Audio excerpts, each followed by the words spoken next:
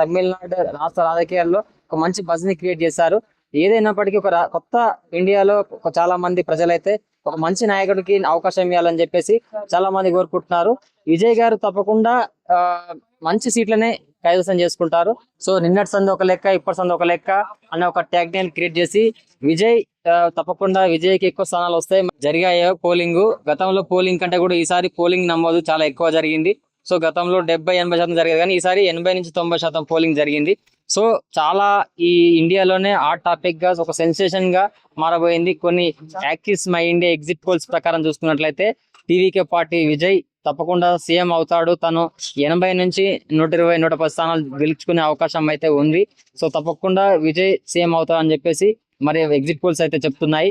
మరి కొన్ని exit polls మాత్రం డిఎంకే పార్టీ మరి తప్పకుండా మళ్ళీ ఆ పార్టీ అధికారంలోకి వస్తుంది కొన్ని ఎగ్జిట్ పోల్స్ చెప్తున్నాయి. కొన్ని మరి ఎన్డీఏ కూటమి ఏదైతే అన్నా డిఎంకే బీజేపీతో పొత్తు పెట్టుకొని మరి ఆ పార్టీ కూడా మరి మంచి స్థానాలు గెలుచుకోబోతుందని చెప్పేసి ఇలా సెన్సేషన్ గా చాలా మంది ట్యాగ్ లైన్ కూడా చెప్పారు. సో నిన్నటి సంది ఒక లెక్క, ఇప్పటి సంది ఒక లెక్క అనే ఒక ట్యాగ్ లైన్ క్రియేట్ చేసి విజయ్ తప్పకుండా విజయ్కి ఎక్కువ స్థానాలు వస్తాయి. మరి ఈ రెండు పార్టీలు పొత్తు పెట్టుకొని సో డిఎంకేకి అధికారం దక్కకుండా చేస్తాయి అని చెప్పేసి ఒక మంచి వాతావరణం అంటే ఒక తమిళనాడు రాష్ట్ర రాజకీయాల్లో ఒక మంచి బజ్ ని క్రియేట్ చేశారు.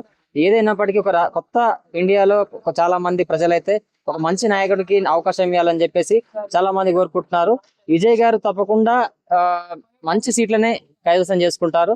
సో ఎన్డీఏ పార్టీ మరి కూటమి ప్రభుత్వం ప్లస్ టీవీకే పార్టీ ఇద్దరు పొత్తు పెట్టుకుంటే తప్పకుండా విజయ్ గారికి ఒక మంచి హోదా, డిప్యూటీ సీఎం అయినా ఇది ఒక హాట్ టాపిక్ ఇప్పుడు అందరు చర్చించుకుంటున్నారు. జయలలిత తర్వాత తను సెకండ్ పొజిషన్ తీసుకుంటాడా ఇండస్ట్రీ నుంచి? సో తప్పకుండా అయితే మంచి అధికారాన్ని తనకు అప్పచెప్తారు ప్రజలు మాత్రం. మనకు రాబోయే మరి మే 4న మనకు రిజల్ట్స్ కనిపించబోతున్నాయి. సో ఏదైనప్పటికీ ఇది ఒక మంచి రాజకీయ పరిణామంలో మార్పులు అని చెప్పొచ్చు. దేశ రాజకీయాల్లో ఏదైతే గత మనము 10 సంవత్సరాల చూస్తే తమిళనాడు రాజకీయంలో ప్రభుత్వాలు మార్చుకుంటూ వస్తున్నారు. సో 2016 సంవత్సరంలో వరుసగా రెండోసారి ఎన్నికైనప్పటికీ సో తర్వాత కూడా మన డిఎంకే పార్టీకి మరి అధికారం కట్టబెట్టారు. సో ఈసారి ఎవరికి అధికారం కట్టబెడతారు, ఎవరు ఎక్కువ స్థానాలు గెలుస్తారు అనే విషయాలపైన నిజంగా ఎగ్జిట్ పోల్స్ అయితే చాలా అద్భుతంగా వారు అయితే ఇచ్చారు. కొంతమంది విజయసారికి మరి తక్కువ సీట్లు గెలుస్తారని కొన్ని ఎగ్జిట్ పోల్స్ ఇచ్చారు. ఇవన్నీ మనము కూటమి ఇండియా కూటమి కాంగ్రెస్ ఇండియా కూటమి కలిసిపోయి విజయసారికి సీఎం సీట్ ఇస్తారు. తప్పకుండా అంటే విజయసారికే అత్యధిక సీట్లు వచ్చి వాళ్ళే కూటమిలో వాళ్ళే ఒక పొత్తులా అవుతారని చెప్పేసి సో తప్పకుండా కొన్ని ఎగ్జిట్ పోల్స్ అయితే మనం చెప్తున్నారు. కాబట్టి సో ఎవరైనప్పటికీ ఒక మంచి నాయకుడు రావాలనేది వాళ్ళ పార్టీలో సీనియర్ నాయకుడు ఉంటారు కదా, తమిళనాడు గురించి బాగా తెలుసు సీనియర్ నాయకుడు ఉంటాడు, అతనికి ఇవ్వచ్చు కదా సీఎం సీట్. విజయ్కి ఎందుకు ఇస్తారు? విజయ్కి ఆయన కొత్త అంటే ఒక సినిమాల నుంచి వచ్చినటువంటి నాయకుడు, అనుభవం ఉన్నటువంటి కొత్త వారికి అభివృద్ధి తీసుకొస్తారని చెప్పేసి ఉన్న రాజకీయాలు ఉన్న వాళ్ళు ఎక్కువ అభివృద్ధి చేస్తారు అనుకోవడం చాలా ప్రజల్లో చాలా తక్కువ నమ్మకం ఉంది. ఎందుకంటే వాళ్ళ అవసరాల కోసం వాళ్ళ సొంత సులభాల కోసమే మనం దేశ రాజకీయాలు చూసుకుంటే అలా చాలా మంది ఉన్నారు. సో అందుకే ఇప్పుడు మనం చూసాం దాంట్లో మన తెలంగాణ ప్రాంతంలో కూడా కొంత విమర్శ ఉంటుంది. ఇప్పుడు కూడా కొంత ఏంటంటే విజయ్ సార్కి పక్కాగా అంటే కొంతమంది నిరుత్సాహపరుస్తున్నారు. సో ఏదైనప్పటికీ మనం ఇది ఒక హాట్ సెన్సేషన్ టాపిక్ ఇది. సో ఖచ్చితంగా ఇది ఒక పాజిటివ్ రెస్పాన్స్ అయితే ఉంది. ఏదైతే తక్కువ అయితే విజయం సార్ సీఎం అవుతాను అయితే ఫస్ట్ లో చాలా 10% ఉండే, ఇప్పుడు అది మారిపోయింది.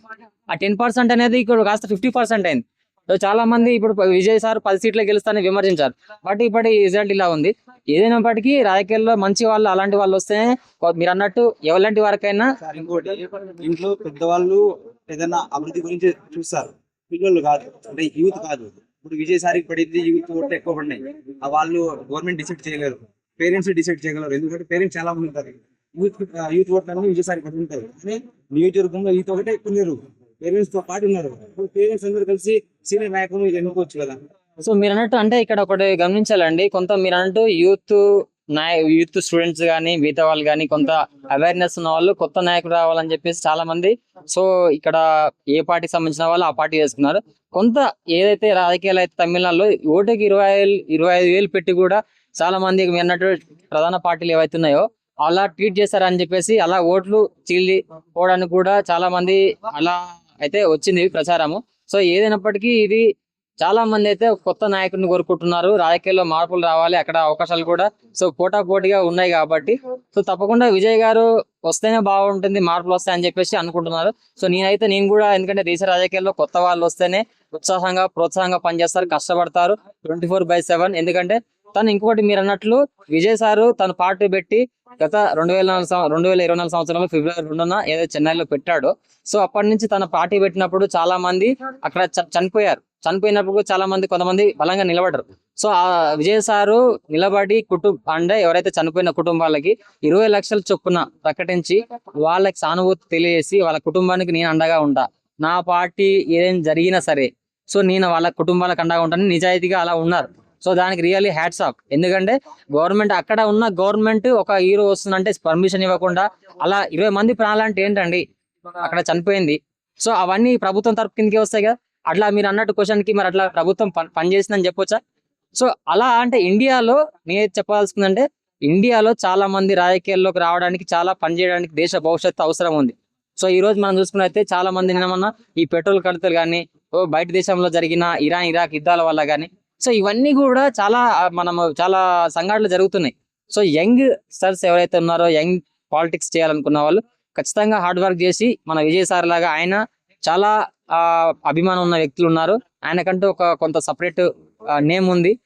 ఆ నేమ్ ని క్యారీ చేస్తూ సో నిజాయితీగా సినిమాలలో ఎలా ఉన్నారో సూపర్ స్టార్ గా ఈ విజయ్ పాలిటిక్స్ లో కూడా అలా ఉండాలని కోరుకుంటున్నా. Thank you.